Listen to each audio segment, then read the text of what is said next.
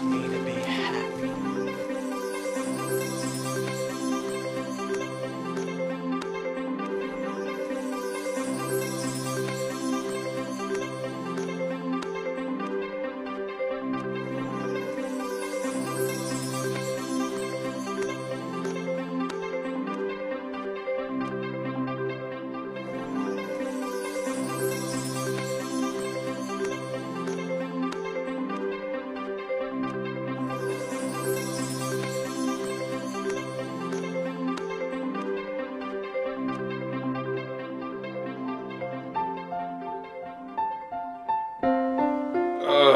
What the heck? Grandma. So first off, let's get it out of the way. Should that have been a penalty on Rudolph? And let's be honest, take off your Homer glasses. Absolutely. Did you watch the play? You were right. P.J. Williams here is going to hook him here and hold him, but it also keeps Williams in the play and allows him to come around the front and knock the ball away. To me, that should have been defensive holding. Of course, it should have been a penalty. Oh, you must mean the last play of the game, where the Saints defender initiated contact beyond 5 yards. Rudolph gave him a little push. Well, Rudolph gave him a push. He definitely gained an advantage, but hey, maybe you should look for the ball. What would I say if the roles were reversed? Let's say it was Drew Brees throwing that pass to Michael Thomas in the corner of the end zone, and Xavier Rhodes gets pushed off a little, and the Vikings lose because of that play. What would I say? Well, I'd say Xavier Rhodes should have been looking for the ball. No call on Rudolph at the end of the game. No call on Rudolph earlier in the game. Both of those technically probably were penalties. Neither of them were called. One went for the Saints, one went for the Vikings. Anyway, I was wrong about most things. I said the Vikings had no chance. Wrong! Thought Zimmer would get out coached. Wrong! Thought the return of Dalvin Cook would make no difference. Wrong! I thought the Vikings would have no plan to stop Taysom Hill. That is correct.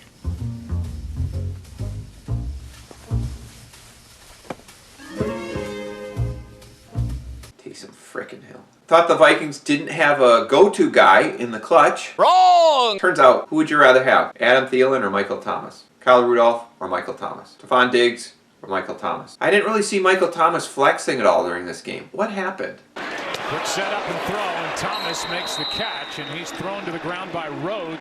What happened was the Vikings kicked the piss out of the Saints in the first 3 quarters. Great player.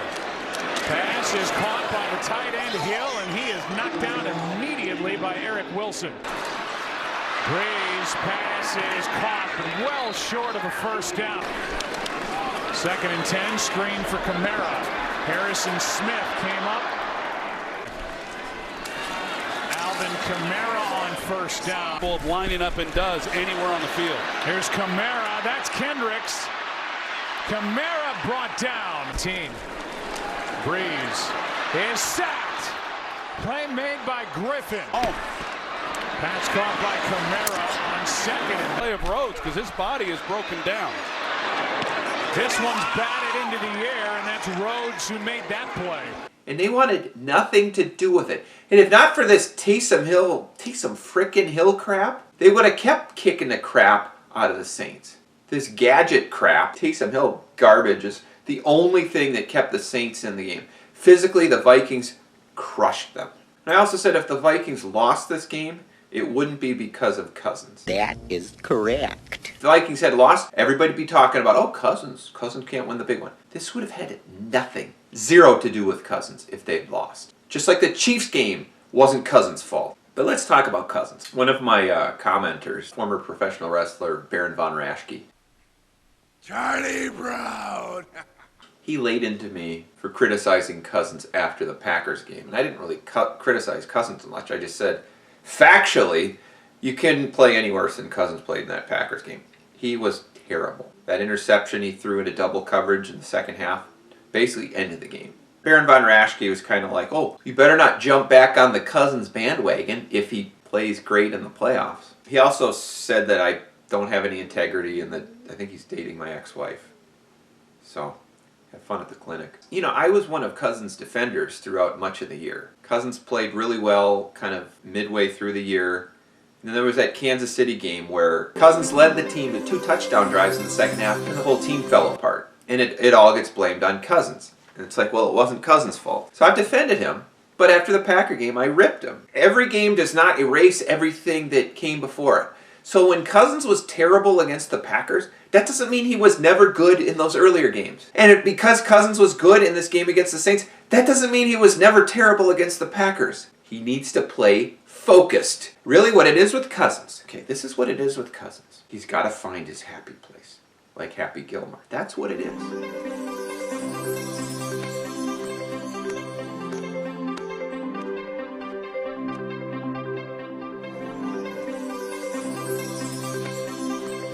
That is 100% of it with Cousins.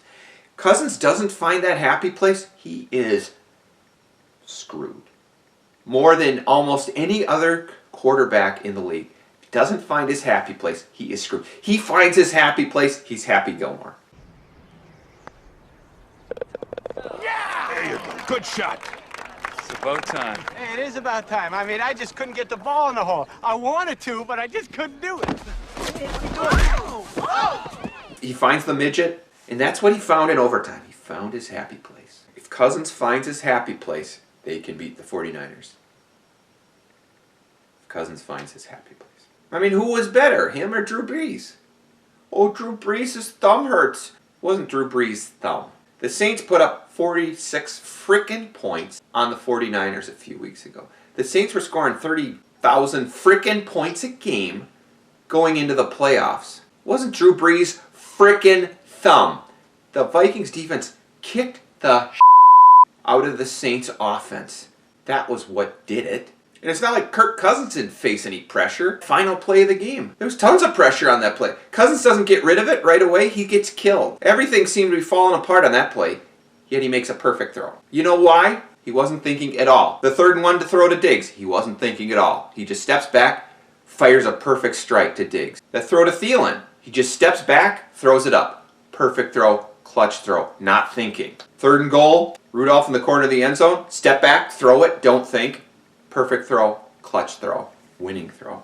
But let's imagine how the mob's view of Cousins would be different today if the Vikings had lost. So Cousins leads the Vikings to a 20-10 lead, aided by just awesome play by the Vikings defense. And then, of course, the freaking offense absolutely imploded in the fourth quarter. So was it Cousins' fault that the O-line just stopped blocking people all of a sudden? That Riley Reiff false started? That Madison nearly fumbled away the ball on that dump-off pass? That drive was a total failure. It had nothing to do with Cousins. But the team, that offense just starts imploding. Sort of like the Kansas City game. There was another drive in the fourth quarter where, there was like a 7-yard loss on first down. They kept doing these stupid tosses to the outside that were not working all game. He was 7 freaking yards, and he was this close to fumbling, and that fumble would have led to a Saints touchdown and would have given the game to the Saints. That's Cousins' fault that the O-line just stops blocking at crunch time. That's obviously Cousins' fault. And really, if not for that Danielle Hunter strip sack at the end, again, the Vikings lose. What are we talking about then? How Cousins can't win the big game. So the offense and defense implode in the fourth quarter through no fault of Cousins at all. But that means Cousins can't win the big game, despite him being great for most of the game. Cousins played awfully good in regulation, and it wasn't enough to win the game. But it wasn't his fault. But I guess what people were looking for was for him to play the way a Hall of Fame quarterback would play in the clutch. And they got that in overtime. There's not one quarterback who could be better than Cousins was in that overtime. One of my main criticisms of Cousins, in those big moments, he doesn't give the ball to his best players. He doesn't give them a chance. But you look at that overtime, what did the Vikings do? And what did Cousins do? Who are the Vikings' 4 primary playmakers on offense? Who are they? There is Dalvin Cook, Adam Thielen, Stephon Diggs, Kyle Rudolph. Those are your 4 guys. Who made the 4 big plays at the end of overtime? Stephon Diggs, Dalvin Cook, Adam Thielen, Kyle Rudolph. When you ride your big horses, you're much more likely to win. So let's ride them next week against San Francisco. But let's talk about the Vikings defense now. First 3 quarters, it was just like, it was dominance. It was dominance. The Saints wanted nothing to do with it. I said Michael Thomas and Alvin Kamara were going to have a field day. Wrong! They got the crap kicked out of them. This Vikings defense since that Chargers game, they've just been on fire. If you ignore the awful prevent at the end of the first half, the Moap, and the prevent at the end of the game, they were like flawless. Other than, Xavier Rhodes getting burned and Taysom Hill freaking pissing me off. I said the Vikings defense needed 3 turnovers to win. It was kind of true. They got 2. If they had gotten a third, they would have won in regulation. But they got 2, and that was enough to get them to overtime. And, oh, those were 2 amazing takeaways they got. Anthony Harris, just love that guy. And right as that drive started, I'm like, Vikings got to get a turnover here to win this game because the Saints start the second half with the ball. The Vikings got to get a turnover here. Anthony Harris goes airborne, makes this just tremendous acrobatic play like he always does on those interceptions, and comes down with it. And there would have been a long pass interference penalty on Trey Waynes if Harris doesn't make that play, so it was like doubly good.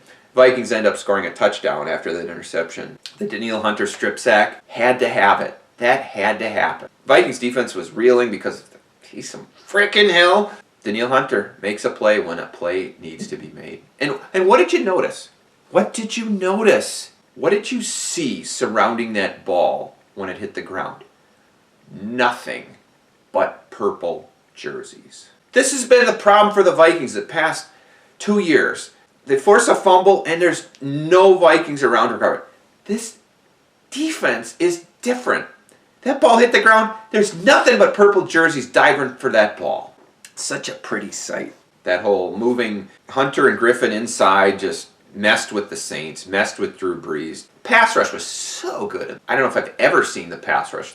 If I have a main criticism of the Vikings, and I've kind of alluded to it already, it's this whole, they just outplayed the Saints so badly those first 3 quarters. They were so clearly the better team, and yet they could have easily lost this game.